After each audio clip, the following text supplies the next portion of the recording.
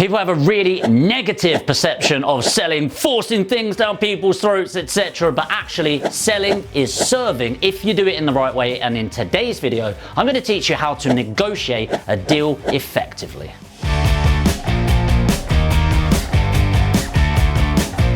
A lot of people have this misconception that it's like the wolf on Wall Street, on the phone, buy or die. Whoever hangs up first loses and all of the other rubbish that you hear. But as I said, selling is serving. And ultimately, you need to learn how to sell effectively, whether you are an ambivert, extrovert, introvert, or whatever you want to call yourself, because you're going to allow yourself to listen to the potential candidate, the potential prospect, and help by delivering on what they actually need rather than what they think they need. When you're talking to a prospect, it's important to sow and weave throughout rapport. When we're looking into the first part of the phone call, rapport is the most important thing. But it's not what you think. It's not like at the start of a phone call, like, hey, how you doing today? What's the weather like? What you been up to? I don't know why I did that there, but it's more about weaving it throughout. So when you're going through the qualification questions, it's just like, oh, how are you getting on today?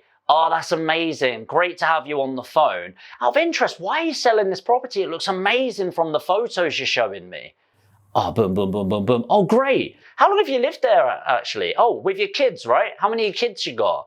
And you're doing that sort of thing where you're weaving it through, and it might feel unnatural at the start. And what you don't want to do is, and how many children do you have right now? By the way, my name is Jamie. It's about learning the script and then coming away from it, or going off script if you like, to be able to adapt to the situation. So of course you need the property address. You need the current state of the property. Now, well, you need to be very careful with this because they might go, the bathroom's lovely. And you need to go, oh, great. Don't just think, oh, fully refurbished bathroom, right? You go, oh, when you say lovely, what exactly? Oh, yeah, it's got these brown tiles. Oh, the avocado bath set. Oh, yeah, I love that. I love avocado. For some reason, some of the newer renters, they like a little modern. Not me. I like the old school stuff from the 1970s with the smoke stains on the ceiling. But some people, they want this done. So you need to draw this out a little bit because somebody's definition of good or bad isn't the same as you. But have fun with this. You don't need to be mechanical going, right, what's this information? What's the property address? How many rooms is it? What state is it in? How much is a refurbishment is going to be? Build rapport. Have fun with people. People buy from people. Instill rapport throughout your script. The next part of the script is the value proposition. Now you might think, great, how do you structure the offer? First of all, you don't. You listen. You have 2 ears and 1 mouth. Use it in that ratio and you'll be a great salesperson. I really believe in a value first mentality. And the way that you can add significant value to people or providing a solution is to actually listen to their situation. What's their property? What's their situation? How do they actually want to receive help? And at this point, you need to understand that you're not able to help everyone. It would be weird if every single vendor or agent that bought you a property, you're able to do a deal on every single one. For example, it's okay if somebody calls me and goes, hey, I've got an off-plan property that I need to sell. Would you like to buy it? I don't buy off-plan property. I don't go anywhere near it, but this isn't the video for my opinion of it. I might say, hey, I'm not able to help you right now, but I do know somebody that can, and I'll pass on that lead. And sure, I might get a referral fee, but more than likely, I'm just trying to help somebody out, knowing that the good karma will come around. So how can you put an effective value proposition forward, and what questions should you be asking? The first one is really understanding the speed of sale. Okay, cool. So you're coming to me to sell your property, Mr. Mrs. Smith, whatever it is. How quickly do you need the money in your bank? Now, the reason this is important is you're going to have 2 types of people, either the people that need to complete in 2 to 4 weeks, it will need to be cash or bridging worst case scenario, or indeed you will have to, they're happy with a 10 to 12 week, which will be able to facilitate a mortgage. Why is that important to you? Well, if you have to use cash, you're going to offer a lower price. If it needs to be mortgage, you're probably able to edge up the payments that are on there.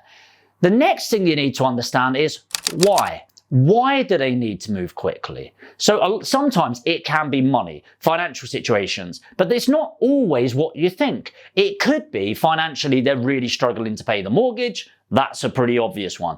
We've got one right now. It's a £550,000 property in London, and we're able to buy it for the 450-ish mark. We've not done the final negotiations, but it's because they need the money to put into one of their bigger developments that's going to make them a lot more money. So they're winning and we're winning. But by understanding the reason why somebody is selling, whether it's relocation, repatriation, whether there's a death going on, so probate, whether it's a financial situation, whatever it is, then you understand the person's pain point and pleasure points. And remember, every single time you buy something, you are always buying something to get away from some sort of pain and towards some form of pleasure. So listen carefully and deliver on the promise. It's important at this point to understand that when you're negotiating, you're not negotiating for the sake of negotiating. Don't try and pull somebody 20 grand less than actually is a great deal for you.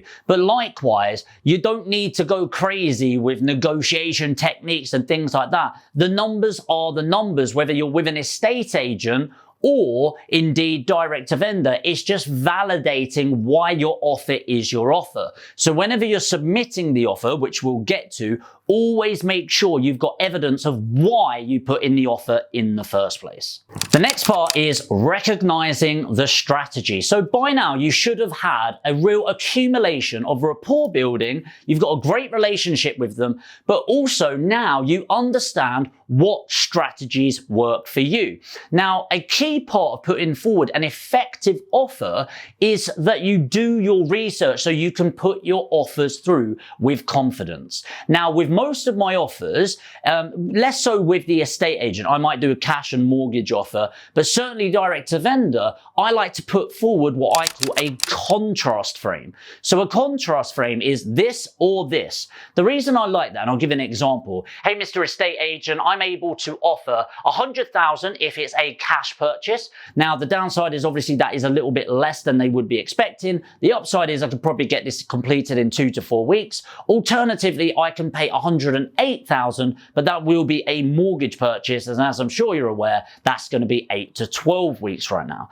Direct to vendor is a little bit more complex. I say, hey, Mr. and Mrs. Smith, I've got great news. I've got an offer to put forward to you, and I've actually got 2 different types of offers. One of them is my price on your terms, and the other is your price on my terms. Most vendors go, what the hell does that mean? Great. So what I mean by my price, your terms is I can pay £100,000 cash, which is what you want, on your terms, and you mentioned to me that you need to complete in 2 to 3 weeks. Now, I know that's a bit less than you wanted, but in order to deliver in that time frame, that's what I need to pay. Alternatively, I can pay your price on my terms. I believe you said you needed 110,000-ish. I can pay you that 110,000, but the way that I would structure that is I'd give you 2 to 3 grand today to help you move away from the property, and then I'd take over and babysit the mortgage and then get it completed officially in a couple of years. Out of interest, legalities of it aside, which one of those works best for you? See how with both of those, that's a contrast frame, this one or this one. In case you're wondering, by the way, the offer would have been a lease option or an exchange delayed completion type deal, not for this video. Now comes the scary part. Negotiation. So everyone's so scared of negotiating. Psychologically, the form of rejection or the idea of rejection is quite eerie, horrible, like, oh my God, I'll feel disgusted if they say no to me. But actually what you need to understand, and you might want to write this down, rejection is not objection. They're very different things. Objections are not the same as rejections. Objections, which is what you're actually going to get, are an opportunity for you to overcome the agent's or the vendor's problem with your solution. Nobody is rejecting you as a person. They might say, that offer doesn't work for me right now. Can you do this? That doesn't work for me because of this. And honestly, sometimes it's offering the same offer 2 weeks later when their constraints have got slimmer, and suddenly they're able to work forward with that offer. They're your best friend. I've had people get really angry at offers that then I spoke to 3 months later, and they're like, hey, you offered me this 3 months ago. Please, can you offer the same? I'd be so appreciative. And then I run my numbers again, and if I can, I can. If I can't, I can't. But they're suddenly so grateful, the same individual, and the reason why is they were not rejecting me, Jamie York, as a person. They were rejecting my offer at that moment in time. What will happen at this point is they will hit back with another number. So they might go, no, the vendor's rejected this. Or if you're direct to vendor, they'll go, and they might not go, oh, no, I'm absolutely not. They might do. Or they might go, oh, couldn't you come up another few grand?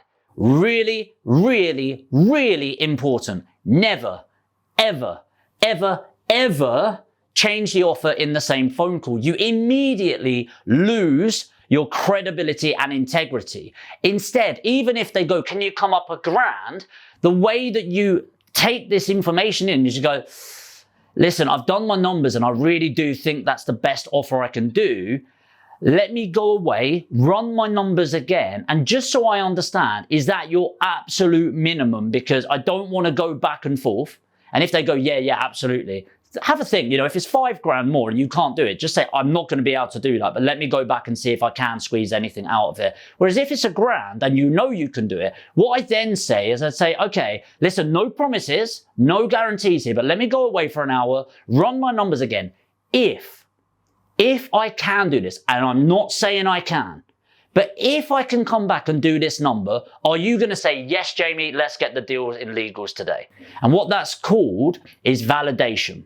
So they are giving validation of an offer that's going to be coming up. The final thing with this, to wrap it all up, is always follow up with your offer in writing. Now, there's a couple of ways of doing this. By the way, this is if you're accepted or rejected. Jamie, why would you do that if you're rejected? Because 1 in 3 property deals fall out of bed, and most people are time wasters out there. So if it's direct to vendor, you are going to send what is called a letter of intent, a 1-pager with your intent, with proof of funds, proof of ID, etc. Send that off in writing, going, I am delighted to confirm in writing my offer of £100,000 and I can complete within X time frame. And this is a really important bit. Please note that this offer is valid within 48 hours of when you receive the post. So it puts a bit of urgency on them and a phone number that they need to call to accept the offer officially. When it's with an estate agent, you do exactly the same, but you send an email with confirmation, I'm delighted to put this offer in writing. Here's my proof of funds, solicitor details, proof of ID. And that will give you so much power for them to put forward to the vendor, take you seriously, and get the deal closed. I hope you got massive value from this video. If you did and you're new to the channel, make sure to hit the subscribe and notification bell. I'm thinking of putting together a video right now where it's a live walkthrough of me doing the call, overcoming the objections. And if you'd like me to put that together, put Sal in the comments right now and I'll get together and get that made. If you did get value from this video, if you're on your way to the next one, you could lightly tap the like button. That would be amazing. It takes 2 seconds. You could have done it right now, and then that really helps the channel. Hope you got massive value, and I'll see you in the next video.